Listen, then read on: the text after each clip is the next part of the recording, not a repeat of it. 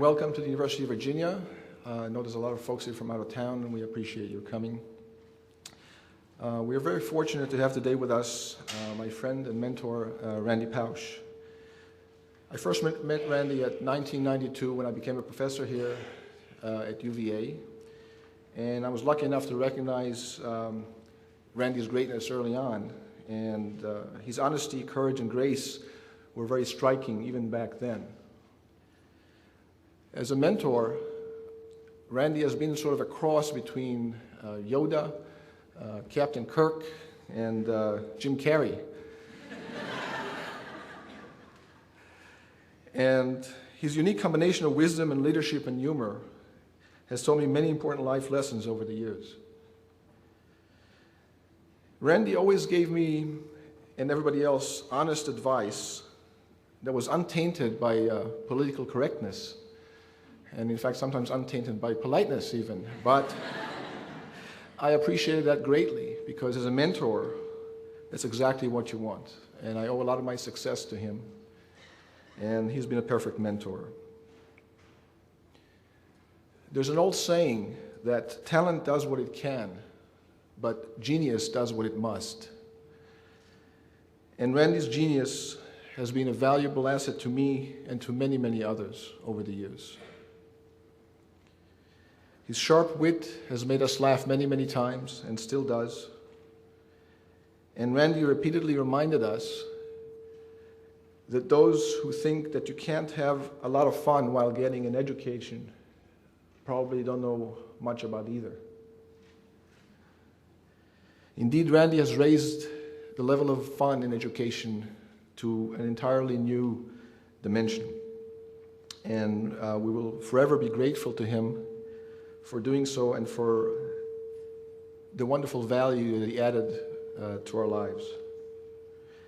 And Randy's impact will continue to touch and affect many, many people across the world for many, many years to come.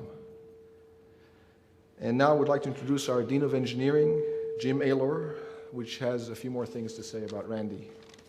Thank you.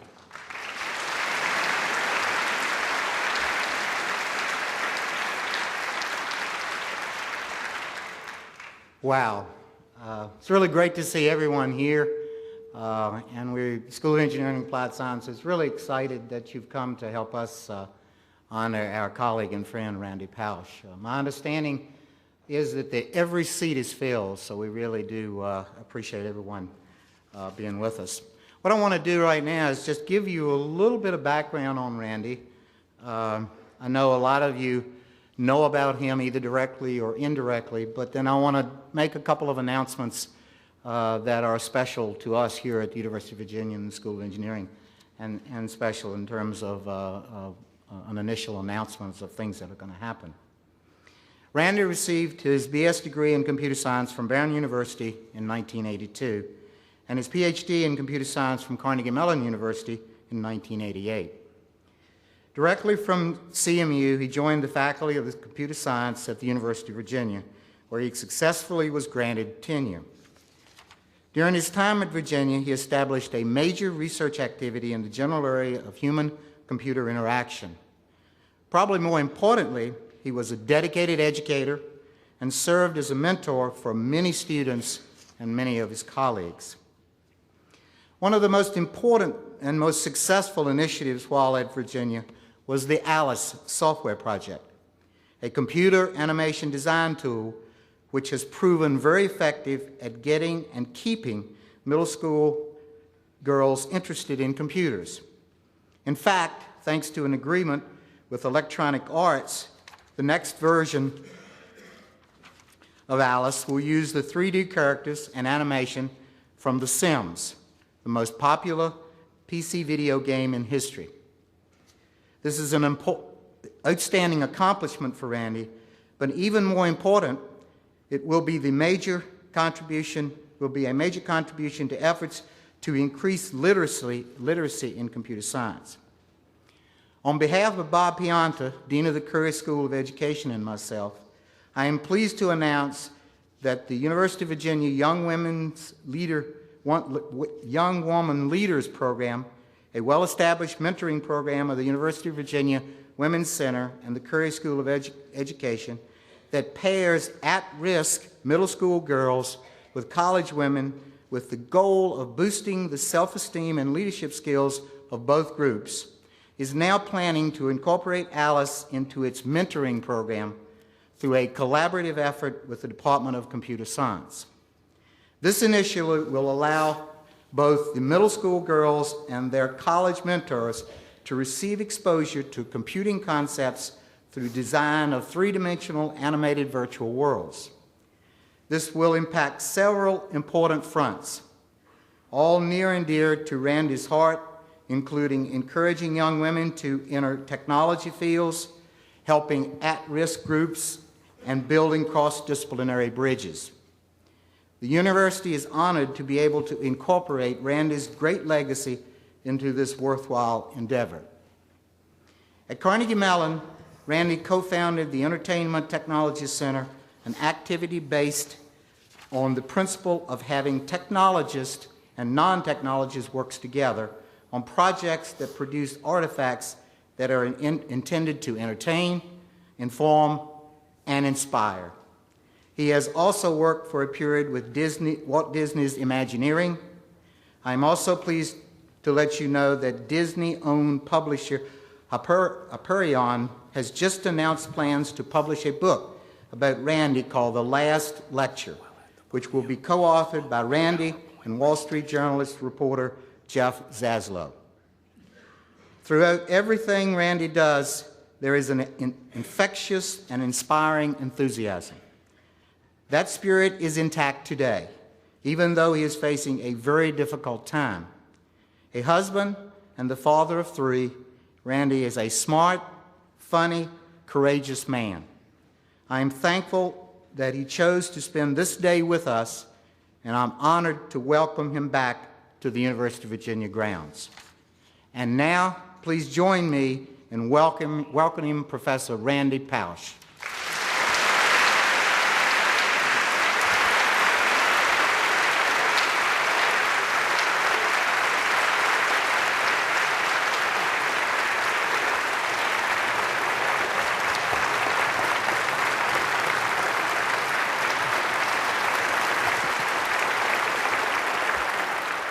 Thank you. That's very kind, but never tip the waiter before the meal arrives. Thank you, Gabe and Jim. I couldn't imagine being more grateful for an introduction. These are two people that I've known a long, long time. I taught here at the University of Virginia. I love this school. It's just an incredible place filled with tradition and history and respect, the kind of qualities that I really admire, that I want to see preserved in American society. And this is one of the places that I just love for preserving that. I think the honor code alone at the University of Virginia just is something that every university administrator should study and look at and say, you know, why can't we do that too? So I think there are a lot of things about this place to love. I'm going to talk today on the topic of time management. The circumstances are, as you probably know, a little bit unusual. I think at this point I'm an authority to talk about what to do with limited time. My battle with pancreatic cancer started about 1.5 years ago. Fought, did all the right things, but it's, you know, as my oncologist said, if you could pick off a list, that's not the one you'd want to pick. So on August 15th, these were my CAT scans. You can see that if you scroll through all of them, there were about 12 tumors in my liver. And the doctors at that time said, you are likely to have I love the way they say it, you have 3 to 6 months of good health left. Right? Optimism and positive phrasing. It's sort of like when you're at Disney, what time does the park close? The park is open until 8. Right? So I have 3 to 6 months of good health. Well, let's do the math. Today is 3 months and 12 days. So what I had on my day timer for today was not necessarily being at the University of Virginia. I'm pleased to say that we do treat with palliative chemo. They're going to buy me a little bit of time, on the order of a few months, if it continues to work. I am still in perfectly good health. With Gabe in the audience, I'm not going to do push-ups because I'm not going to be shown up. Gabe is really in good shape. But I continue to be in relatively good health. I had chemotherapy yesterday. You should all try it. It's great. But it does sort of beg the question, I have finite time. Some people have said, so why are you going and giving a talk? Well, there are a lot of reasons I'm coming here and giving a talk. One of them is that I said I would. Right? That's a pretty simple reason, and I'm physically able to. Another one is that going to the University of Virginia is not like going to some foreign place. People say, aren't you spending all your time with family? And by coming back here for a day, I am spending my time with family both metaphorically and literally, because it turns out that many of you have probably seen this picture from the talk that I gave. These are my niece and nephew, Chris and Laura. And my niece, Laura, is actually a senior, a fourth year here at Mr. Jefferson's University. So Laura, could you stand up so they see what you've gotten taller? There we are.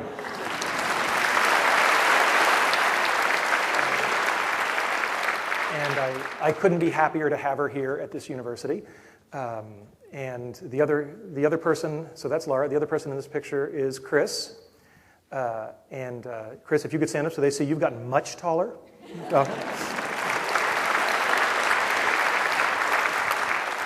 And they have grown in so many ways, not just in height. And it's been wonderful to see that and be an uncle to them. Is there anybody here on the faculty or PhD students of the history department? Do we have any history people here at all? Okay, anybody here who's from history, find Chris right after the talk, because he's currently in his sophomore year at William & Mary, and he's interested in going into a PhD program in history down the road. And there aren't many better PhD programs in history than this one. So I'm pimping for my nephew here, all right? Let's be clear, all right?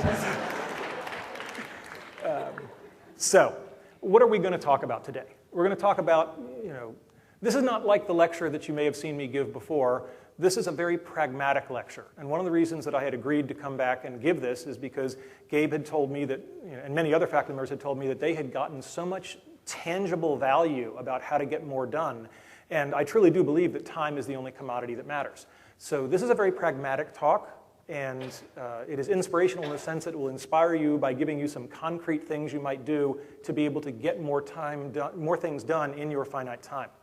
So I'm going to talk specifically about how to set goals, how to avoid wasting time, how to deal with a boss. Originally this talk was how to deal with your advisor, but I've tried to broaden it so it's not quite so academically focused, and how to delegate to people.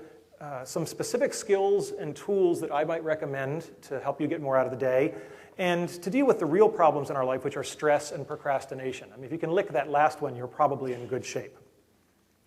And really, you don't need to take any notes, so I'll presume if I see any laptops open, you're actually just doing IM or email or something. If you're listening to music, please at least wear headphones, I would always say.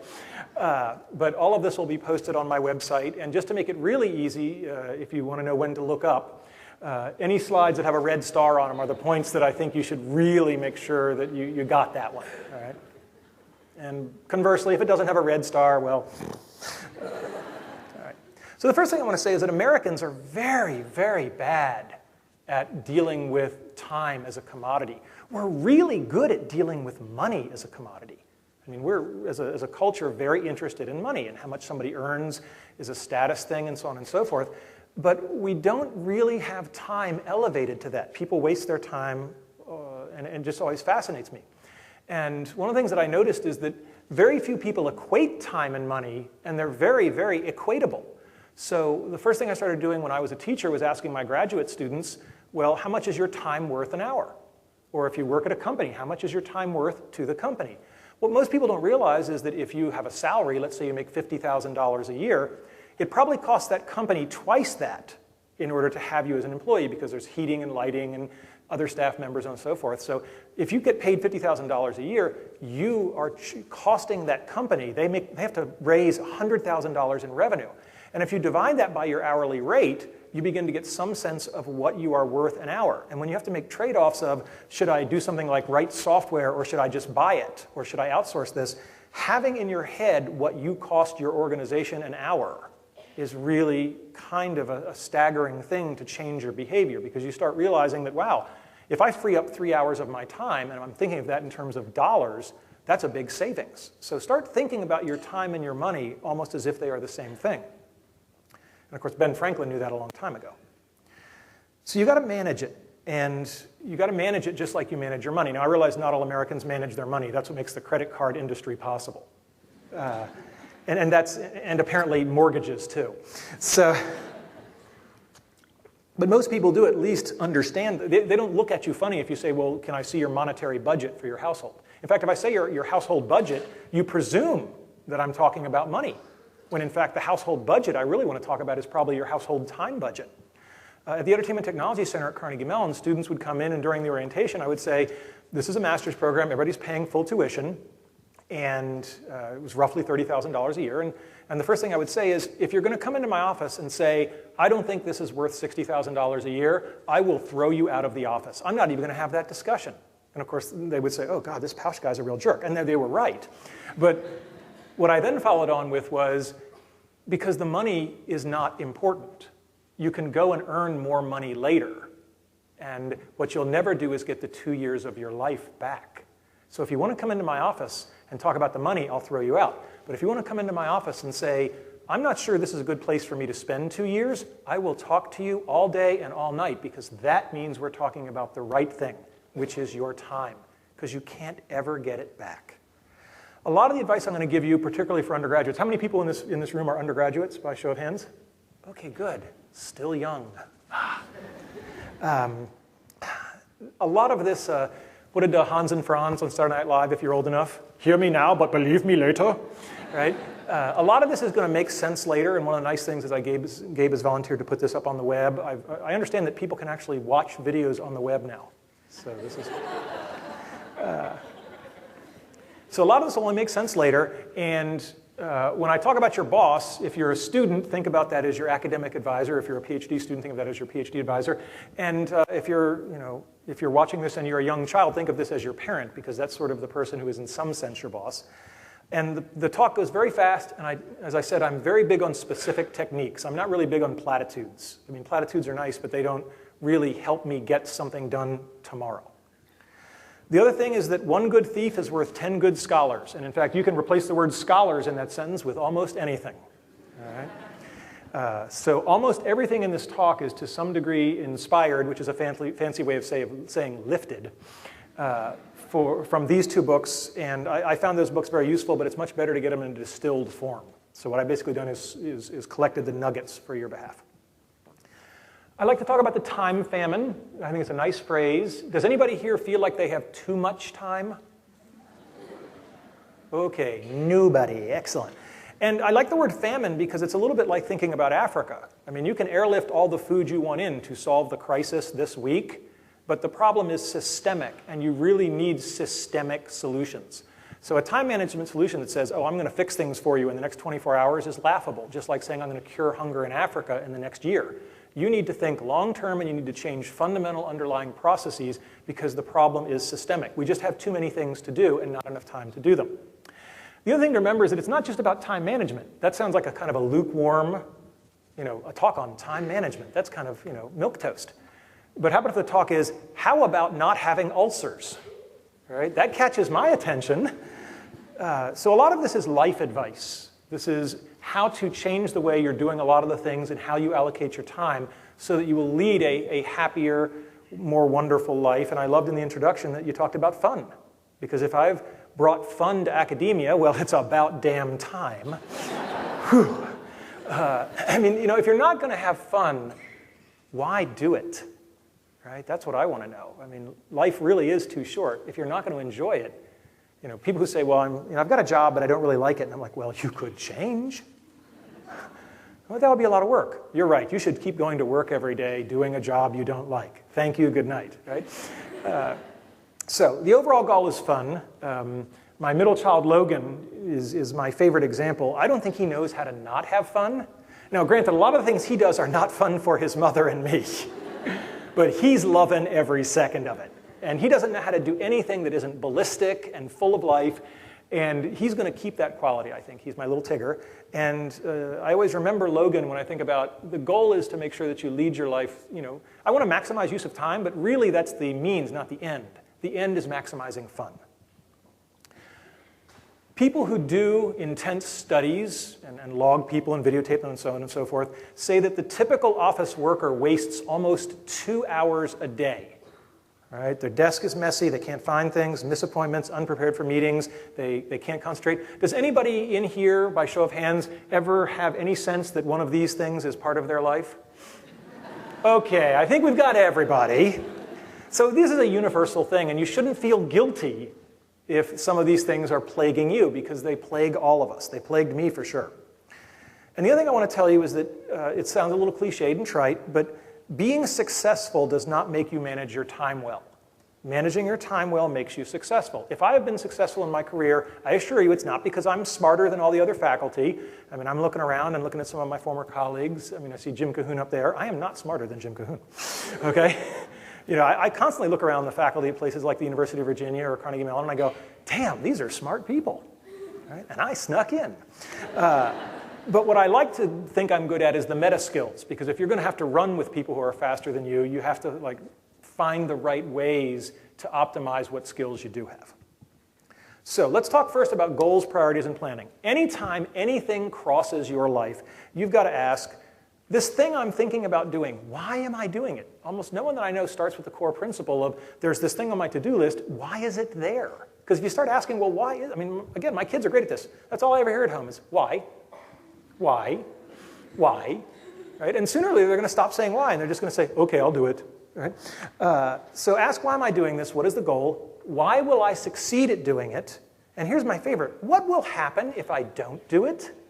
If I just say, yeah, I'm just not, the best thing in the world is when I have something on my to-do list, and I just go, no. No one has ever come and taken me to jail. I talked my way out of a speeding ticket last week. It was really cool.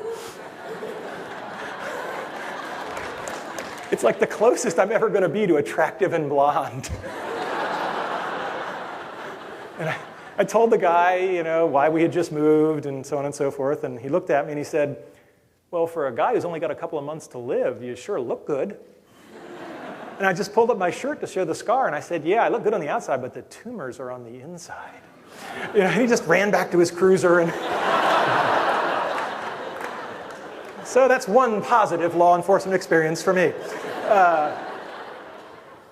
So the police have never come because I crossed something off my to-do list. And that's a very powerful thing because you just get all that time back. The other thing to keep in mind when you're doing goal setting is a lot of people focus on doing things right. I think it's very dangerous to focus on doing things right. I think it's much more important to do the right things. If you do the right things adequately, that's much more important than doing the wrong things beautifully. All right? Doesn't matter how well you polish the underside of the banister. Okay? And keep that in mind. Lou Holtz had a great list. Lou Holtz has 100 things to do in his life. And he would sort of once a week look at it and say, you know, if I'm not working on those 100 things, why was I working on the others? And I just think that's an incredible way to frame things. There's something called the 80-20 rule. Sometimes you'll hear about the 90-10 rule. But the key thing to understand is that a very small number of things in your life or on your to-do list are going to contribute the vast majority of the value. So if you're a salesperson, 80% of the revenue is going to come from 20% of your clients. And you better figure out who those 20% are and spend all of your time sucking up to them, because that's where the revenue comes. So you've got to really be willing to say, this stuff is what's going to be the value and this other stuff isn't. And you've got to have the courage of your convictions to say, and therefore, I'm going to shove the other stuff off of the boat. The other thing to remember is that experience comes with time, and it's really, really valuable, and there are no shortcuts to getting it. So good judgment comes from experience, and experience comes from bad judgment. So if things aren't going well, that probably means you're learning a lot and it'll go better later. This is, by the way, why we pay so much in American society for people who are, you know, typically older but have done lots of things in their past, because we're paying for their experience, because we know that experience is one of the things you can't fake. And do not lose sight of the power of inspiration. So Randy's in an hour-long talk, and you know, we've already hit our first Disney reference. Walt Disney's quote, Walt Disney has many great quotes, but one I loved is, if you can dream it, you can do it. And a lot of my cynical friends say, yada, yada, yada, to which I say, shut up. All right, inspiration is important, and I'll tell you this much, I don't know if Walt was right, but I'll tell you this much, if you refuse to allow yourself to dream it, I know you won't do it. So the power of dreams are that they give us a way to take the first step towards an accomplishment. And Walt was also not just a dreamer. Walt worked really hard. Disneyland, this amazes me because I know a little bit about how hard it is to put theme park attractions together. And they did the whole original Disneyland park in 366 days. That's from the first shovelful of dirt to the first paid admission. All right? Think about how long it takes to do something, say, at a state university.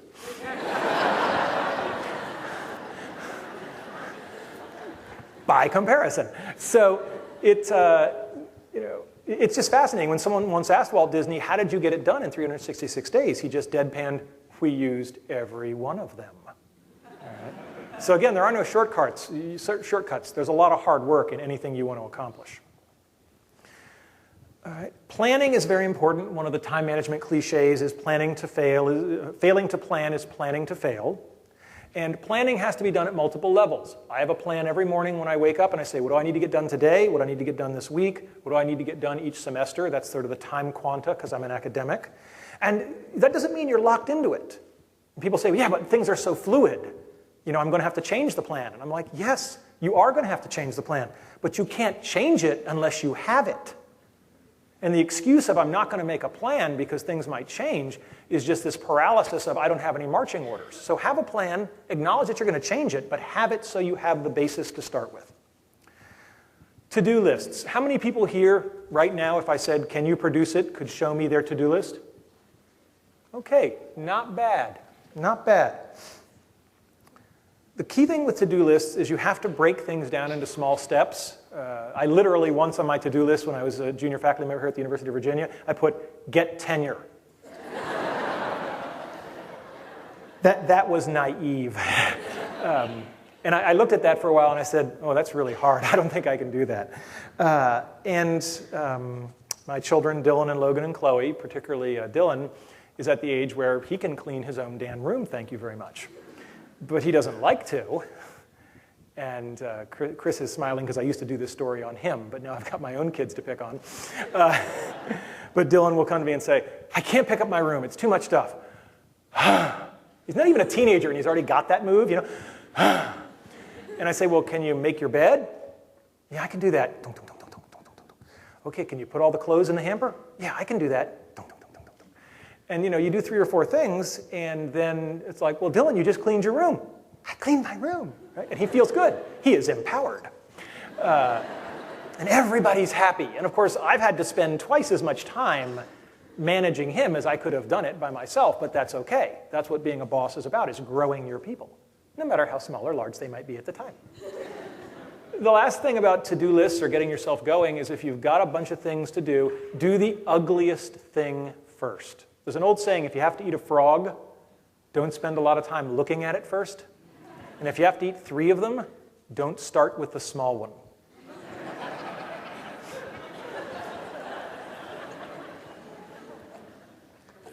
All right, this is the most important slide in the entire talk. So if you want to leave after this slide, I will not be offended because it's all downhill from here.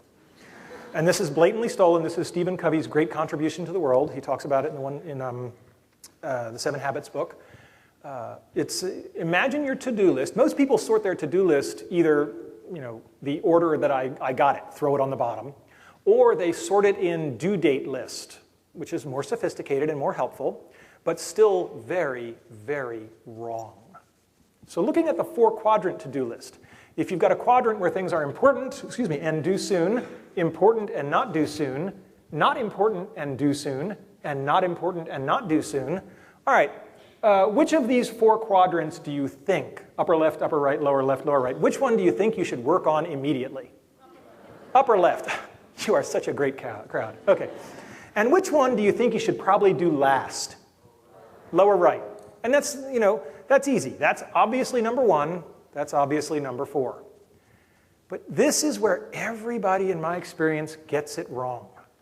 What we do now is we say, I do the number 1s, and then I move on to the stuff that's due soon and not important. When you write it in this quadrant list, it's really stunning, because I've actually seen people do this, and they say, okay, and this is due soon, and I know it's not important, so I'm going to get right to work on it. And the most crucial thing I can teach you about time management is when you're done picking off the important and due soon, that's when you go here. You go to, it's not due soon and it's important, and there will be a moment in your life where you say, hey, this thing that's due soon but not important, I won't do it. Because it's not important. It says so right here on the chart.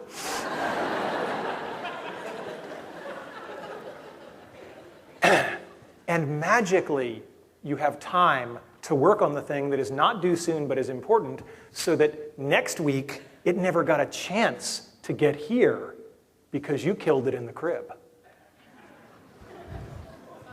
My wife won't like that metaphor.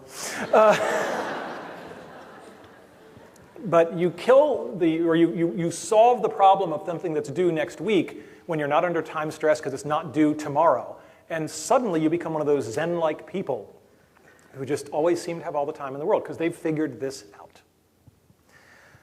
All right, paperwork. The first thing you need to know is that having cluttered paperwork leads to thrashing. You end up with all these things on your desk, and you can't find anything, and the moment you turn to your desk is saying to you, I own you. I have more things than you can do. And they are many colors and laid out. So what I find is that it's really crucial to keep your desk clear, and we'll talk about where all that paper goes in a second, and you have one thing on your desk, because then it's like, now it's Thunderdome. Me and the one piece of paper, right? And so I usually win that one. One of the mantras of time management is touch each piece of paper once.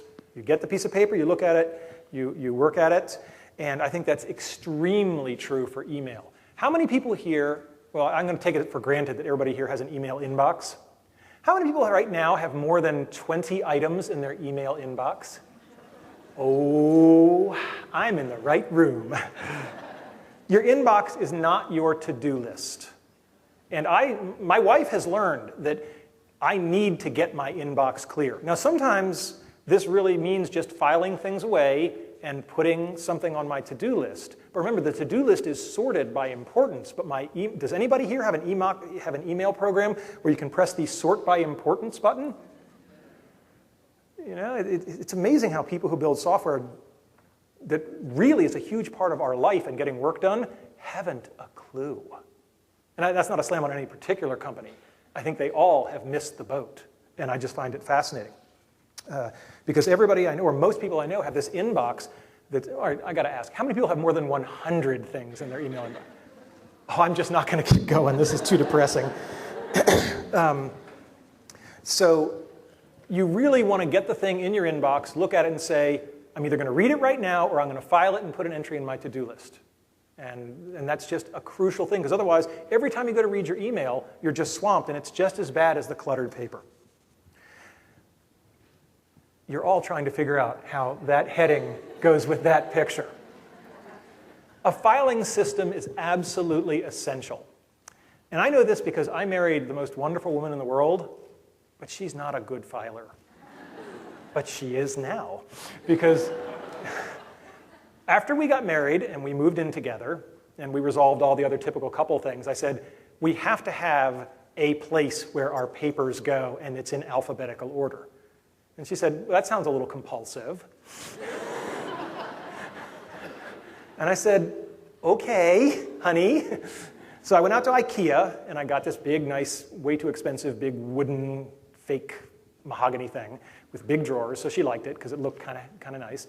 And having a place in our house where any piece of paper went and was in alphabetical order did wonderful things for our marriage. Because there was never any of this, honey, where did you put blah, blah, blah? Right? And there was never being mad at somebody because they had put something in someone else's place. There was an expected place for it. And when you're looking for important receipts or whatever it is, this is actually important. And we have found that this has been a wonderful thing for us. I think file systems among groups of people, whether it's a marriage or an office, are crucial. But even if it's just you, having a place where you know you put something really beats all hell out of running around for an hour going, where is it? I know it's blue, and I was eating something when I read it. I mean, this is not a filing system. This is madness. A lot of people ask me, so Randy, what does your desk look like? So, as my wife would say, this is what Randy's desk looks like when he's photographing it for a talk. The important thing is that I'm a computer geek, so I have the desk off to the right, and then I have the computer station off to the left. I like to have my desk in front of a window whenever I can do that. This is an old photograph. These have now been replaced by LCD monitors, but I left the old picture because the crucial thing is it doesn't matter if they're fancy high-tech. The key thing is screen space. Lots of people have studied this. How many people in this room have more than one monitor on their computer desktop? Okay, not bad. So we're getting there. It's starting to happen. What I've found is that I could go back from 3 to 2, but I just can't go back to 1. There's just too many things, and as somebody said, it's the difference between working on a desk, like at home, and trying to get work done on the little tray on an airplane. In principle, the little tray on the airplane is big enough for everything you need to do. It's just that in practice, it's pretty small. So multiple monitors, I think, are very important, and I'll show you in a second what I have on each one of those. And I believe in this multiple monitor thing. We believed in it for a long time. That's my research group, our laboratory a long time ago at Carnegie Mellon. That's Caitlin Kelleher, who's now Dr. Kelleher, thank you, and she's at Washington University in St. Louis, doing wonderful things. But we had everybody with 3 monitors, and the cost on this is absolutely trivial. If you figure the cost of adding a second monitor to an employee's yearly cost to the company, it's not even 1% anymore. So why would you not do it? So one of my walkaways for all of you is you should all go to your boss and say, I need a second monitor. I just can't work without it. Randy told me to tell you that. Because it will increase your productivity, and the computers can all drive 2 monitors, so why not? So what do I have on my 3 monitors? On the left is my to-do list, all sorts of stuff in there.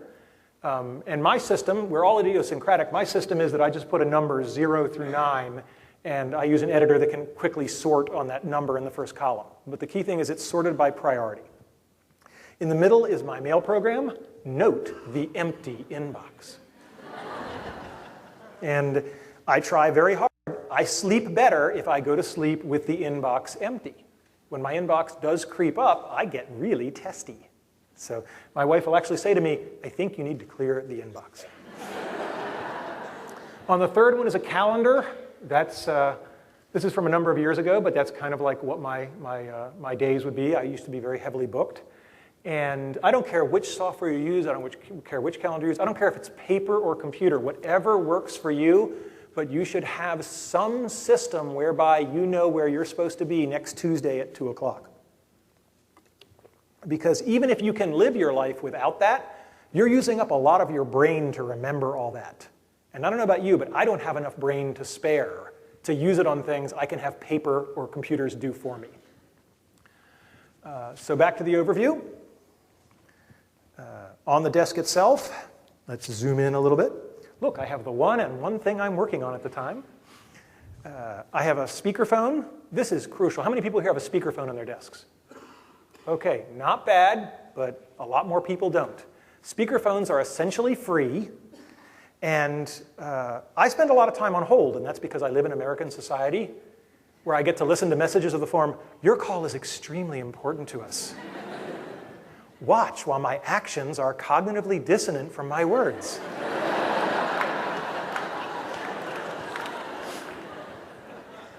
You know, it's like the worst abusive relationship in the world. I mean, imagine a guy picks you up on the first date and he smacks you in the mouth and says, I love you, honey. That's pretty much how modern customer service works on the telephone. But the great thing about a speakerphone is you hit the speakerphone and you dial, and then you just do something else. And if it takes 7 minutes, it takes 7 minutes. And hey, I just look at this as somebody's piping music into my office. That's very nice of them. I also found that having a timer on the clock on the phone is handy, so that when somebody finally picks up in Bangalore, I can say things like, I'm so glad to be talking with you. By the way, if you're keeping records on this sort of thing, I've been on hold for 7.5 minutes. But you don't say it angry, you just say it as I presume you're logging this kind of stuff. And you're not angry, so they don't get angry back at you, but they feel really guilty. And that's good. You want guilty, right? So a speakerphone is really great. I find that a speakerphone is probably the best material possession you can buy to counter stress. If I were like teaching a yoga and meditation class, I'd say, we'll do all the yoga and meditation. I think that's wonderful stuff. But everybody also has to have a speakerphone. What else do we have besides a speakerphone? Let's talk about telephones for a second. I think that the telephone is a great time waster, and I think it's very important to keep your business calls short. So I recommend standing during phone calls. Great for exercise, And if you tell yourself, I'm not going to sit down until the call is over, you'll be amazed how much brisker you are. Start by announcing goals for the call. Hello, Sue. This is Randy. I'm calling you because I have 3 things that I wanted to get done. Boom, boom, boom. Because then you've given her an agenda. And when you're done with the 3 things, you can say, that's great. Those are the 3 things I had. It was great to talk to you. I'd love to talk to you again. Bye. Boom. We're off the phone. Whatever you do, do not put your feet up. I mean, if you put the feet up, it's just all over. And the other handy trick is have something on your desk that you actually are kind of interested in going to do next, so that the phone call, instead of being, wow, I can get off the phone and go do some work, or I could keep chit-chatting. And usually the person you've called, they'd like to chit-chat too. Right? So this is where the time waster in the office goes. And if you're a grad student, well, if you're a grad student, you already know about time wasting. So having something you really want to do next is a great way to get you off the phone quicker. So you got to train yourself. Getting off the phone is hard for a lot of people. I don't suffer from an abundance of politeness. So my sister, who's known me for a long time, is laughing a knowing laugh. When I want to get off the phone, I want to get off the phone. I'm done. And what I say is, I'd love to keep talking with you, but I have some students waiting. Now, I'm a professor. Somewhere there must be students waiting. Right? I mean, it's got to be. Now, sometimes you get in a situation like with a telemarketer, right? And that's awkward because a lot of people are so polite. Now, I have no trouble with telemarketers. I'll just go there with them. Right? If you're a telemarketer and you call my house, you have made a mistake. Right? Yeah, I can't talk right now, but why don't you give me your home phone number and I'll call you back around dinner time. Seinfeld did a great bit on that. Or if you want to be a little bit more over the line, I'd love to talk with you about that. But first, I have some things I'd like to sell you. And the funny part is they never realize you're yanking with them. But if you have to hang up on a telemarketer, what you do is you hang up while you're talking. Well, I think that's really interesting, and I would love to keep, I mean, talk about self-effacing. Hanging up on yourself. And they won't figure it out, and if they do and they call back, just don't answer, right? So 10 years from now, all anybody will remember from this talk is hang up on yourself. The other thing is group your phone calls. Call people right before lunch or right before the end of the day, because then they have something they would rather do than keep chitty-chatting with you. So I find that calling somebody at 11:50 is a great way to have a 10-minute phone call. Because frankly, you may think you're interesting, but you are not more interesting than lunch.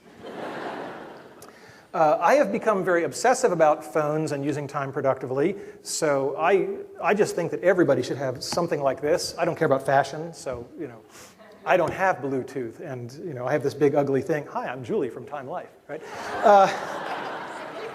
But the thing this allows me to do, because I am sort of living the limit case right now of I've got to get stuff done, and I really don't have a lot of time. So I get an hour a day where I exercise on my bike, and this is me on my bike, and if you look carefully, you can see I'm wearing that headset, and I've got my cell phone, and for an hour a day, I ride my bike around the neighborhood. This is time that I'm spending on the phone getting work done, and it's not a moment being taken away from my wife or my children. And it turns out that I can talk and ride a bike at the same time. Amazing the skill sets I have.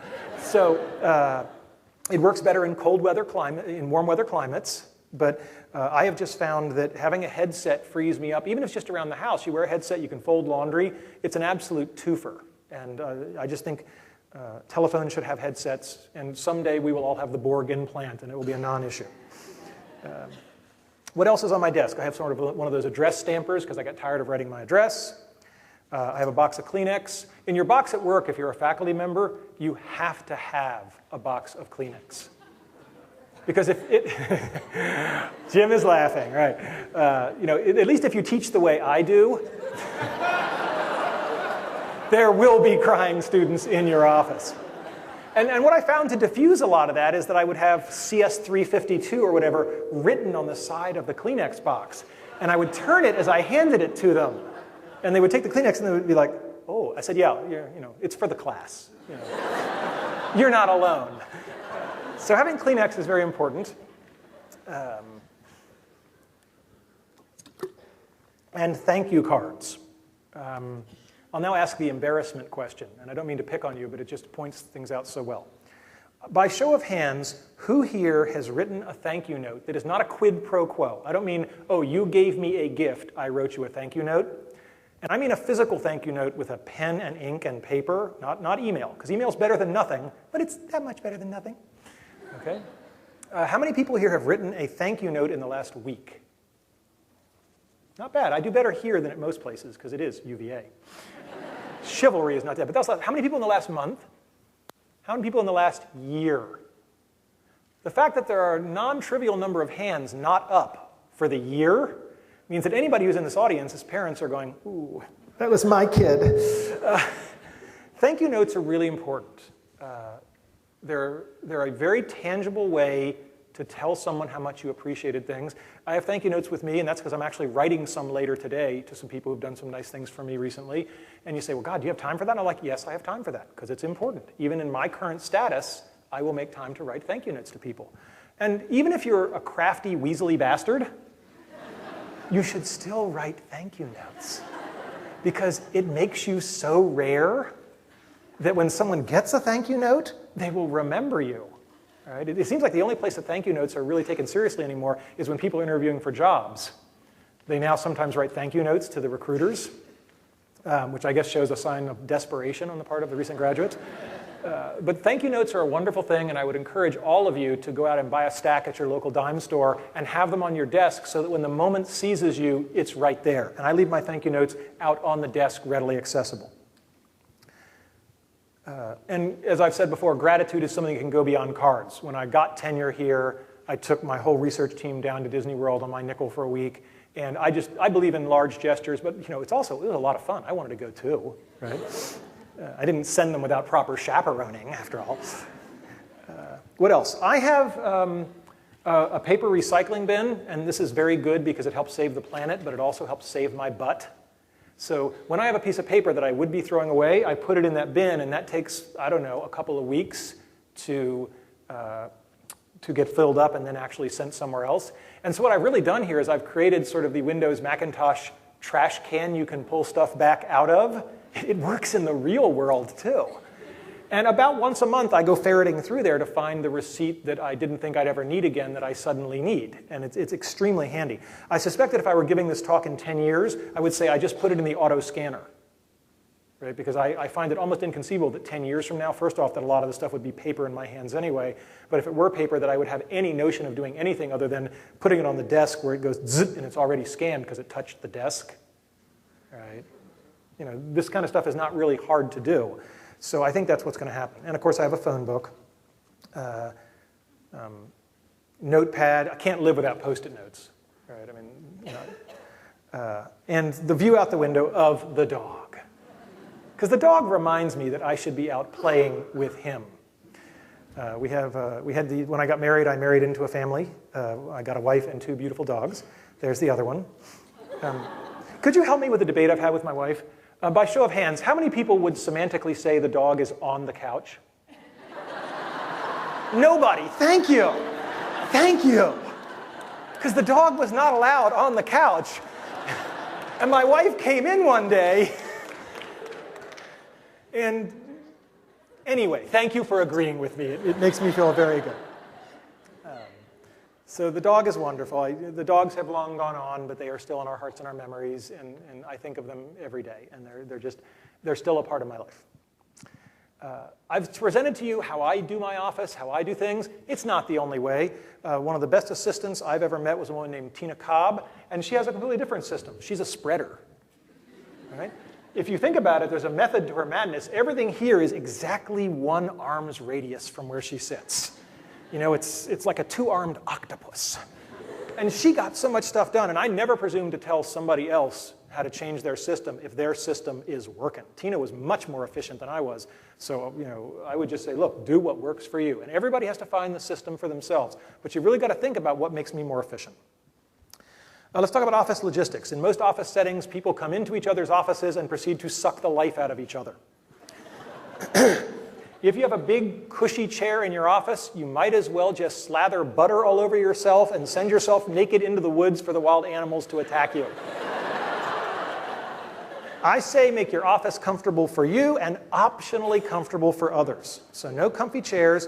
I used to have folding chairs in my office, folded up against the wall. So people want to come into me and talk with me, they can stand. And I would stand up because then the meeting's going to be really fast because we want to sit down. But then if it looks like it's something that we should have a little more time on, I very graciously go over and open the folding chair. I'm such a gentleman. Some people do a different tack on this. They have the chair already there, but they cut 2 inches off the front leg. So the whole time you're in their office, you're sort of scooting yourself up. I'm not advocating that, but I thought it was damn clever the first time I saw it. Scheduling yourself.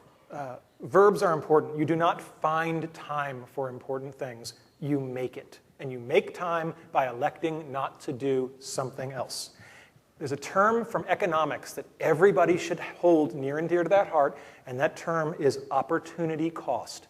The bad thing about doing something that isn't very valuable is not that it's a bad thing to have done it. The problem is that once you spend an hour doing it, that's an hour you can never again spend in any other way, and that's important. Now, how do you keep these unimportant things from sucking into your life? You learn to say no. It's great. My youngest child, Chloe, is at an age where this is her new word. About 2 weeks ago, she learned it. And it's like now everything is no, no, no, no, no, no, no, no. She should be giving this talk. Right? And I asked her, and she said, no. So she's home playing. All right? But we all hate to say no, because people ask us for help, and we want to be gracious. So let me teach you some gentle no's. The first one is, I'll do it if I'm really strapped, but I want to help you. I don't want you to be in the bind. So if nobody else steps forward, I will do this for you. All right?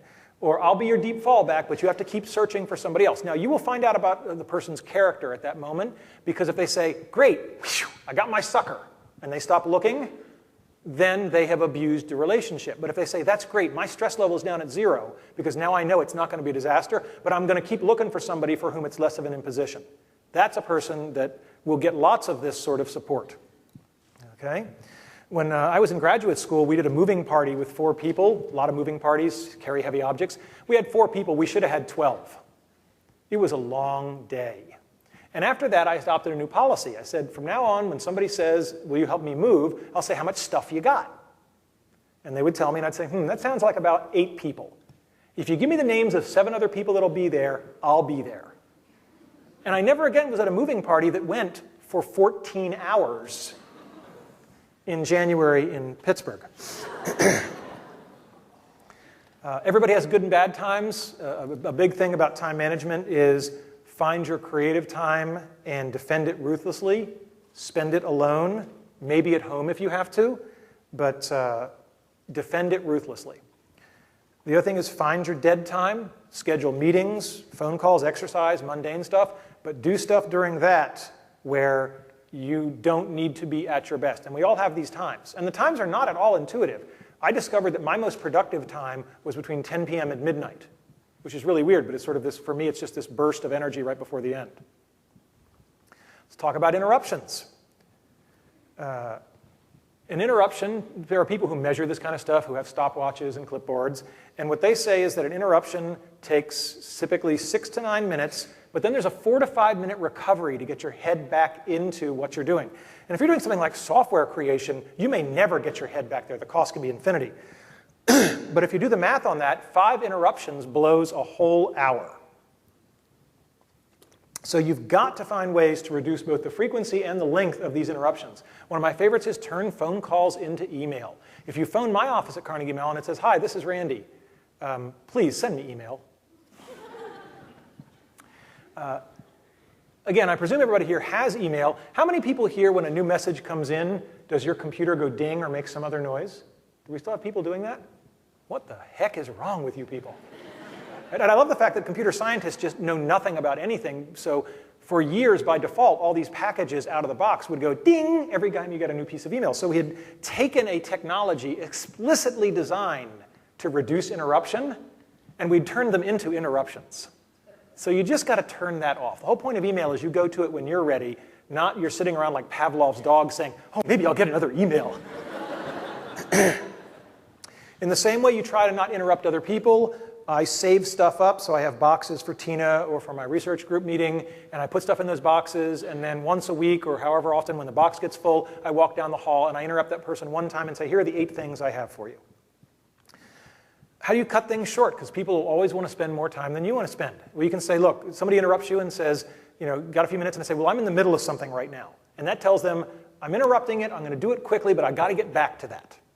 Or you can say, I only have 5 minutes. The great thing about that is that later you have the privilege of extending that if you so choose, but when the 5 minutes are up, you can say, well, I said at the beginning I only had 5 minutes and I really have to go now.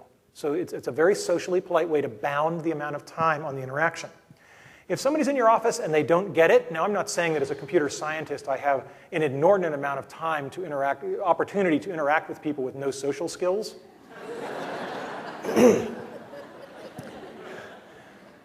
But if you have someone in your office who is just not getting it, what you do is you stand up, you walk to the door, you compliment them. For some reason, this is a crucial part of the process. You thank them and you shake their hand.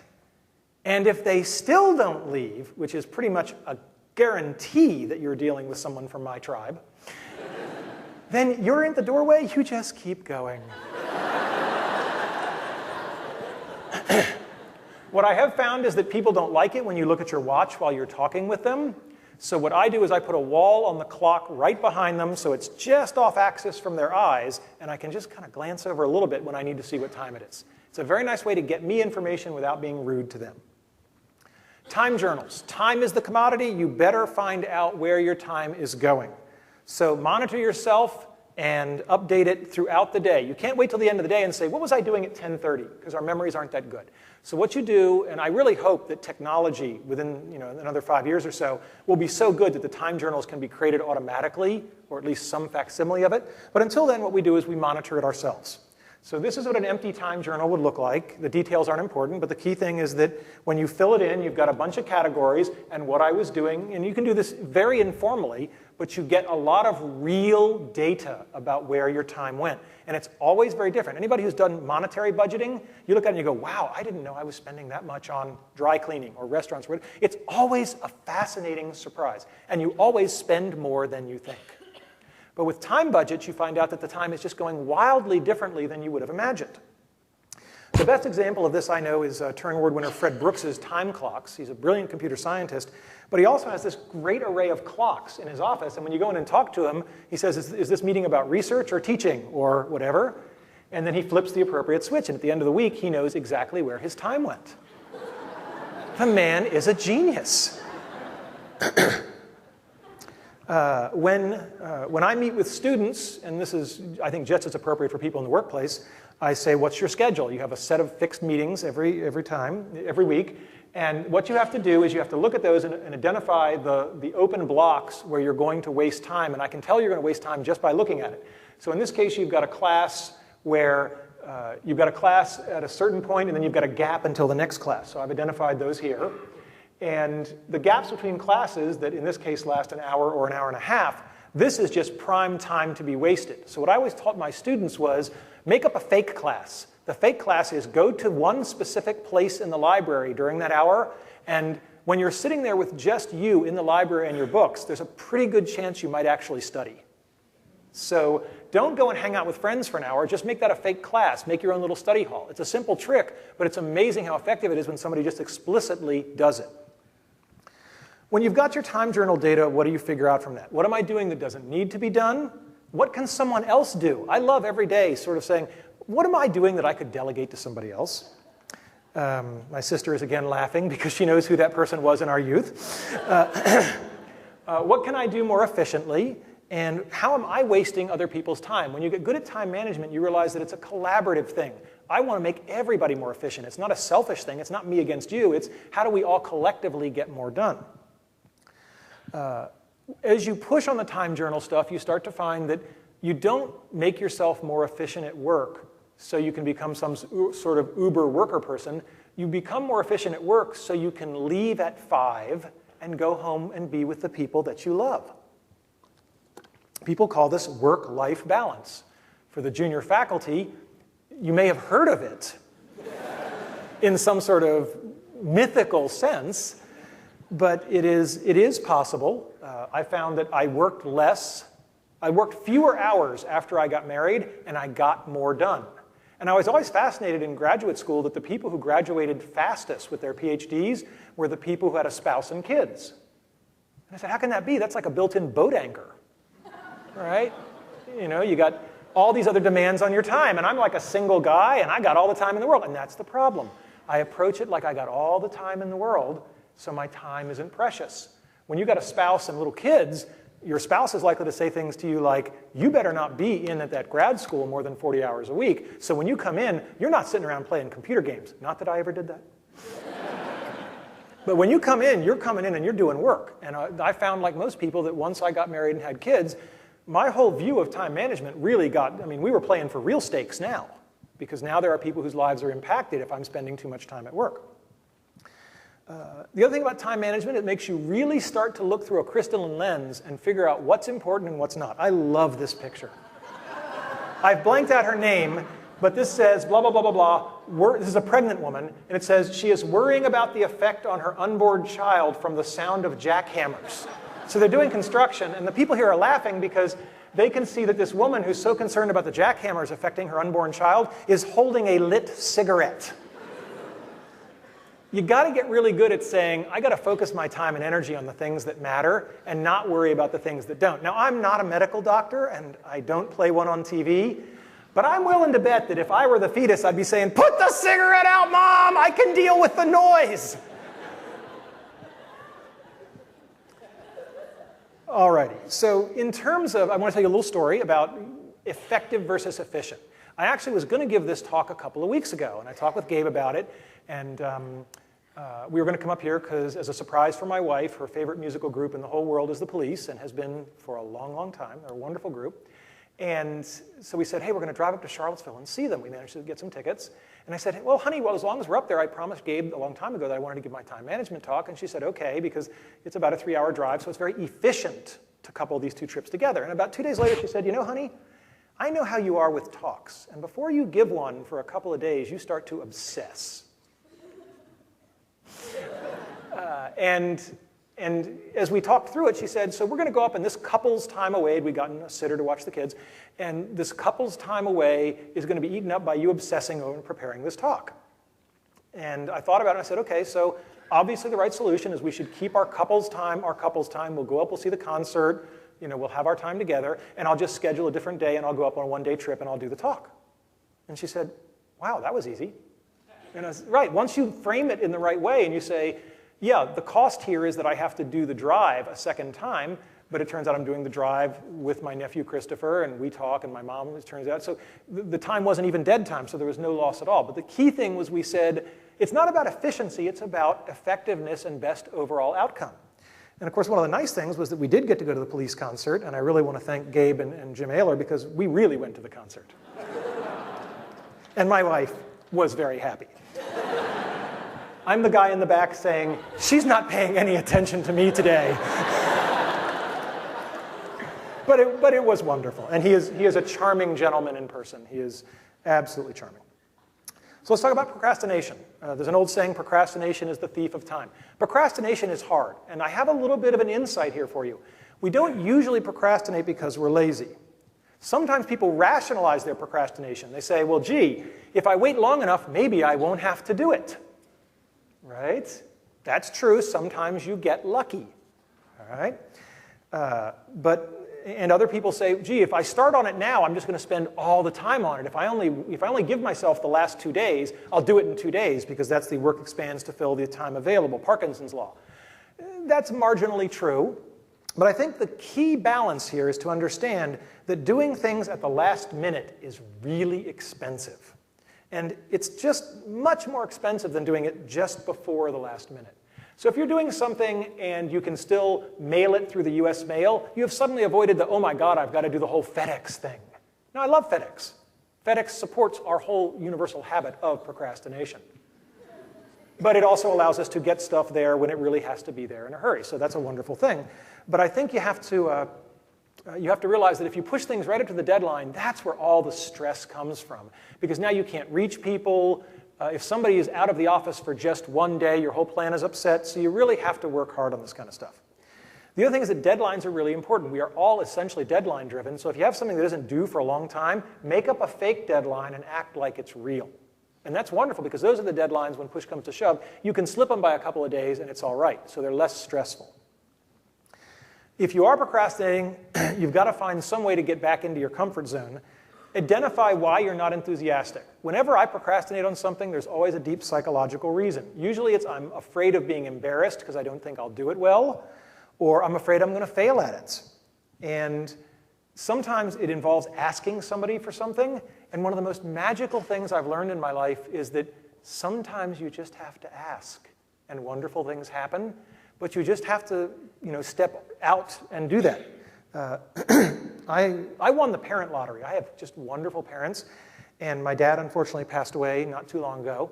But this is one of my favorite photographs because my dad was such a smart guy, I could almost never surprise him or impress him because he was just that good.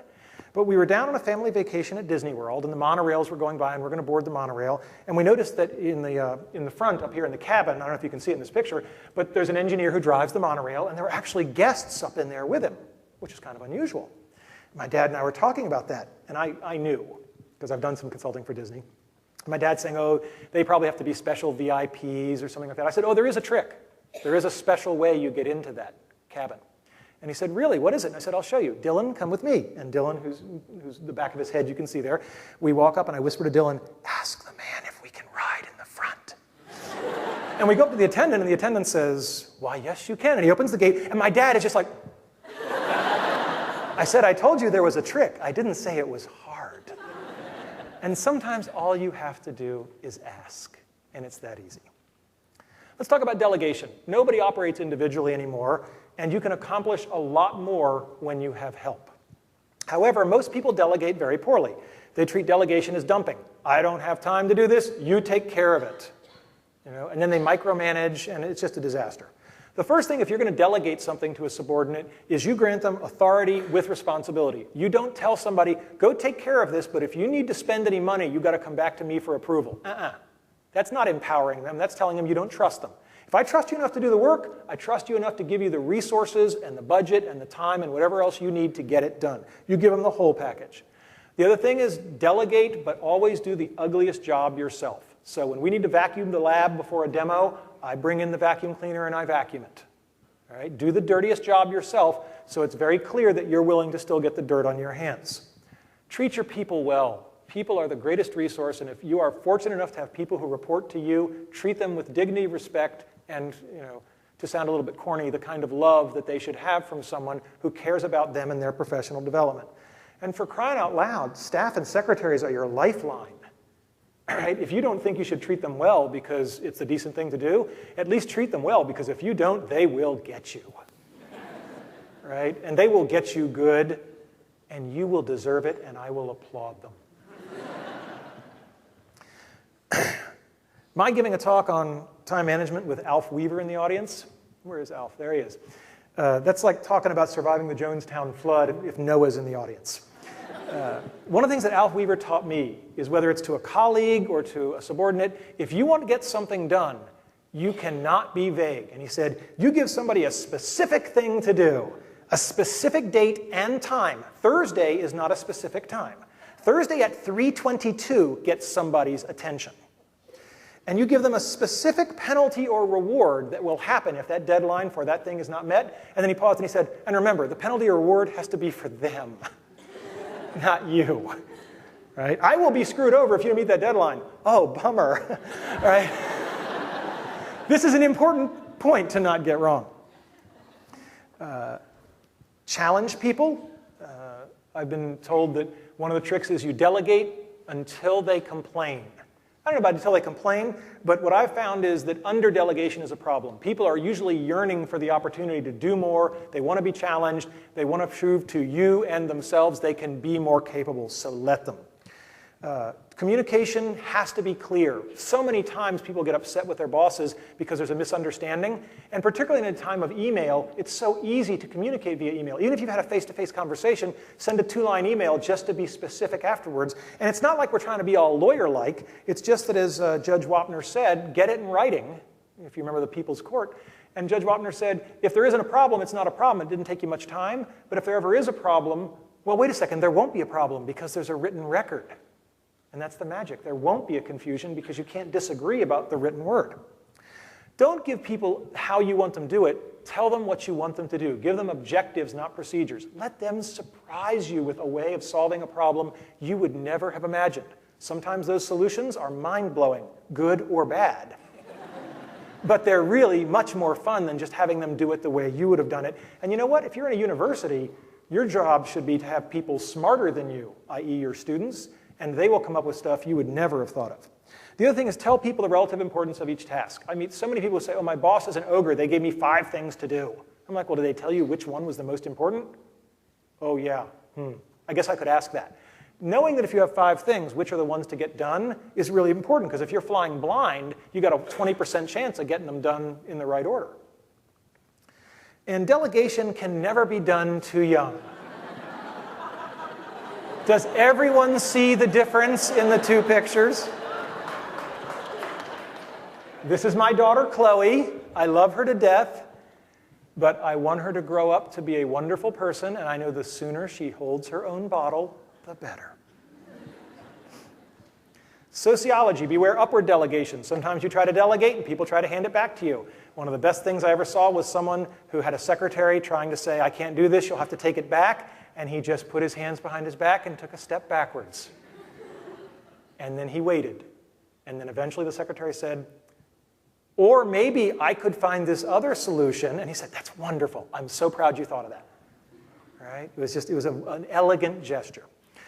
Reinforced behavior won't be repeated. One of my favorite stories in the 1 Minute Manager is he talks about, did you ever wonder how they got the killer whales to jump through the hoop? If they did it like modern American office managers, they would yell at the killer whale, jump through the hoop! And then every time the killer whale didn't jump through the hoop, they'd hit it with a stick. Right? I mean, this is how we train people in the office place. Read the book if you want to see how they actually do it, because I'm curious. I mean, I know now, but it's really cool how they get them to do it.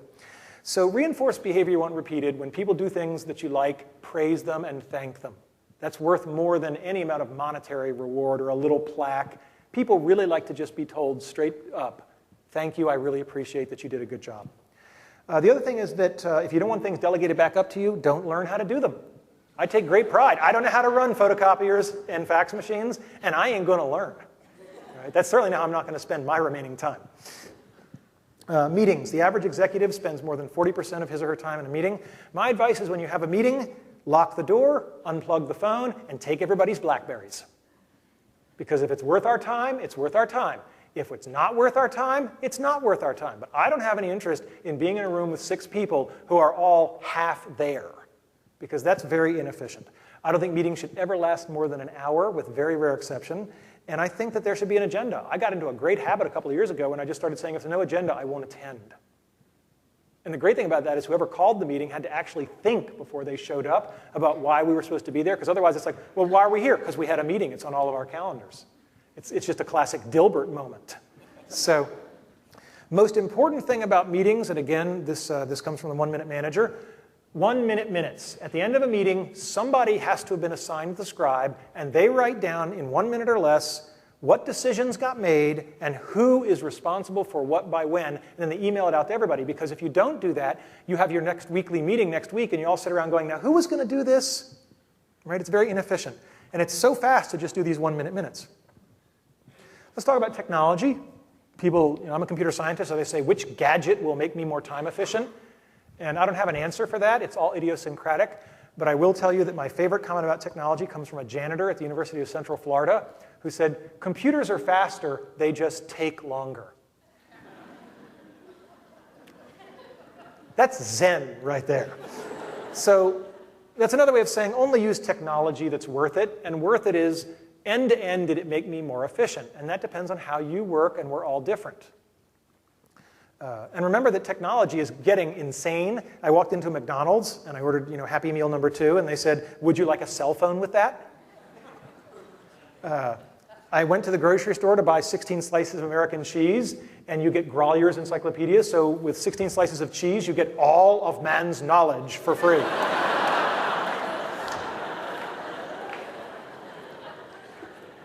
That's just spooky scary. And remember that technology really has to be something that makes your life better. You guys may have seen this. I just find it very humorous.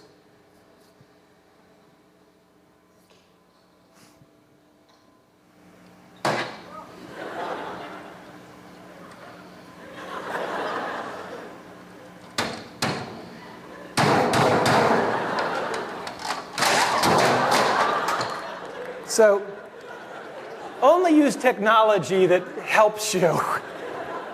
I find that technology is good if it allows you to do things in a new way. Just doing the same things a little bit faster with technology is nice, but when technology changes the workflow.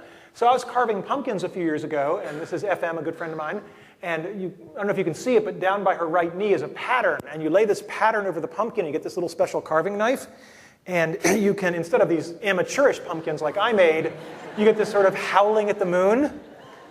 And her husband Jeff and I thought this was really cool, but in sign of a reactionary Burning Man kind of a moment, we grabbed our power drills and we carved our pumpkins that way. Use technology if it changes the way you do things, because you get and believe me, the result of a power drill, you get these little, oh, it's just gorgeous. Right. Let's talk briefly about email, because email is such a large part of all our lives. First off, don't ever delete any of it. Save all of it. I started doing this 10 years ago.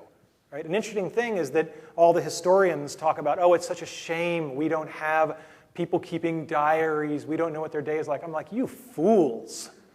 We have just entered a society circa about 10 years ago, and I'm a living example of it.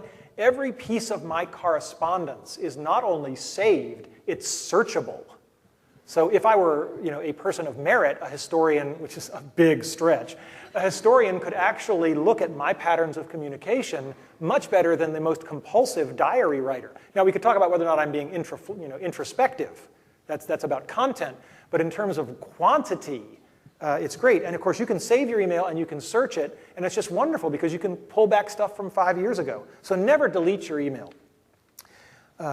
Here's a big email trick. If you want to get something done, do not send the email to 5 people.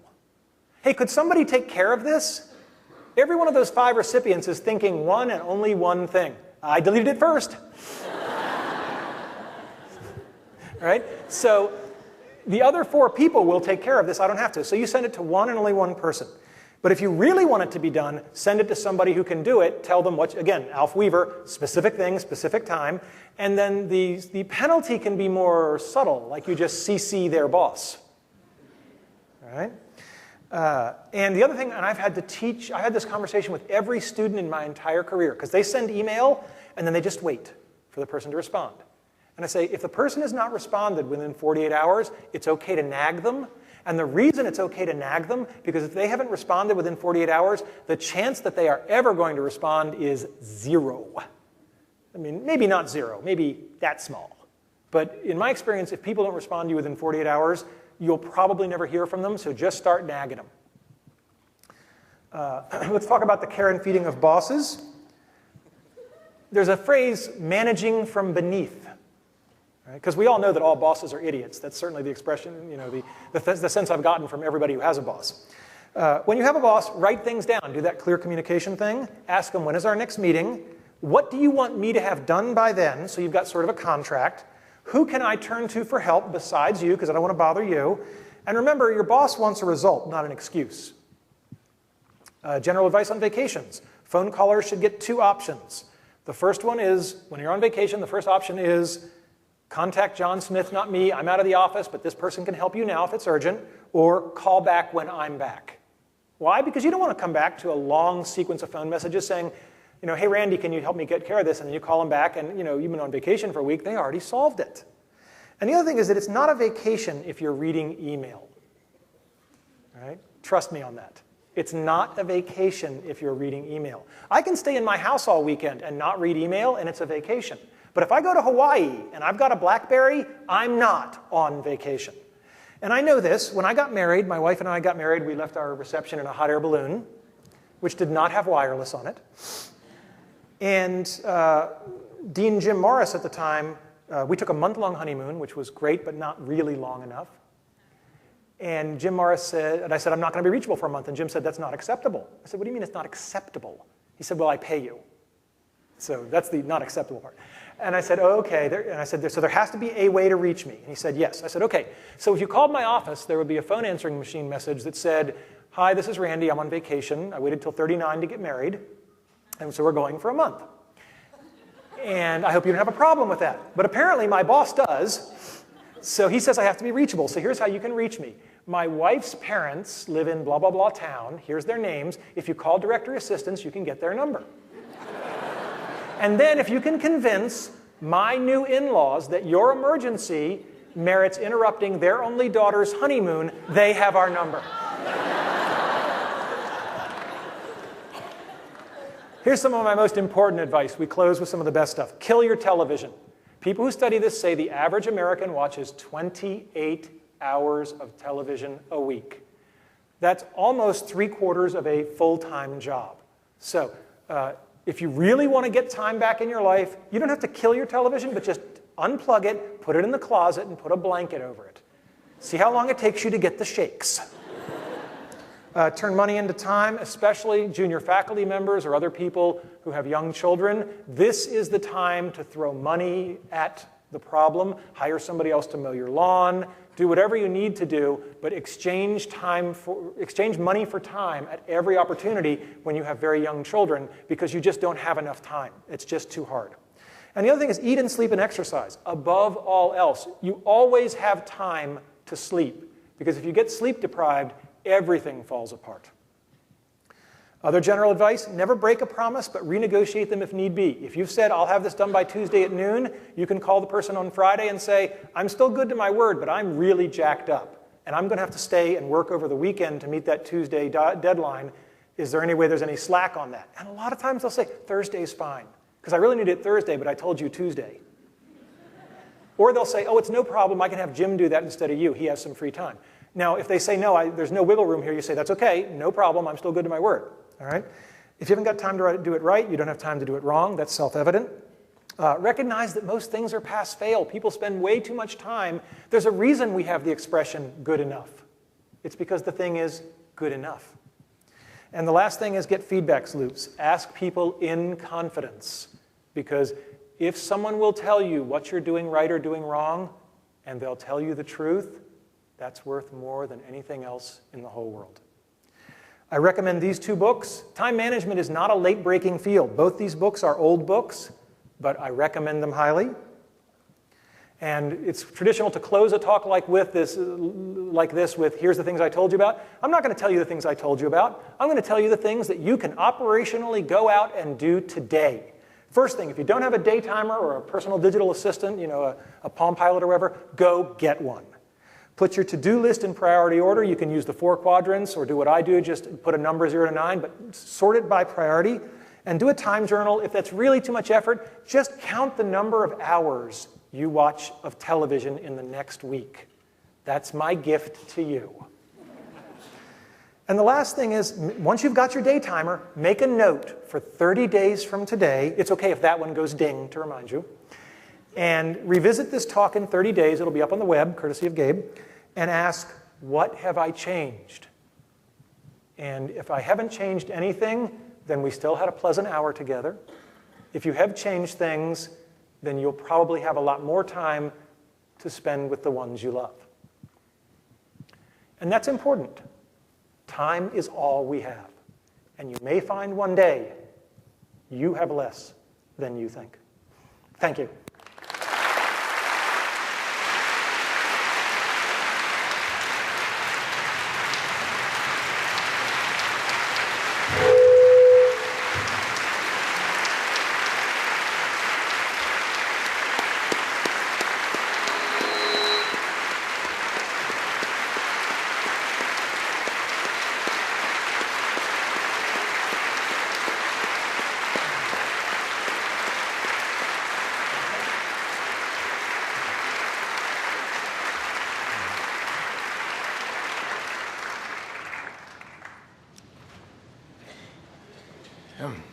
Well, that was amazing. When me and Mandy first talked about him giving this talk, I said, well, we'll pick the biggest auditorium on campus, Cabell Hall, right here, 850 people. And he said, "Do you really think we can get 850 people in a room to listen to this?" And I said, "Not only we'll do that, but we'll have to turn people away. And it'll be the biggest attendance since the Dalai Lama came here and gave a talk." And he said, "Big hitter, the Lama." And after I started getting hundreds of emails from all of you and many other people who couldn't find seats here, but will have to seat on the web, I called Randy and I said, "We're going to need a bigger boat." And that's how it went. So Randy, thanks again. We love you. And it was great.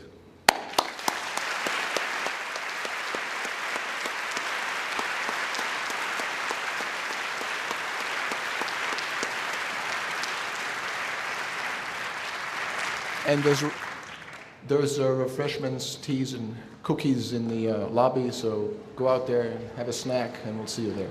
Thank you for coming.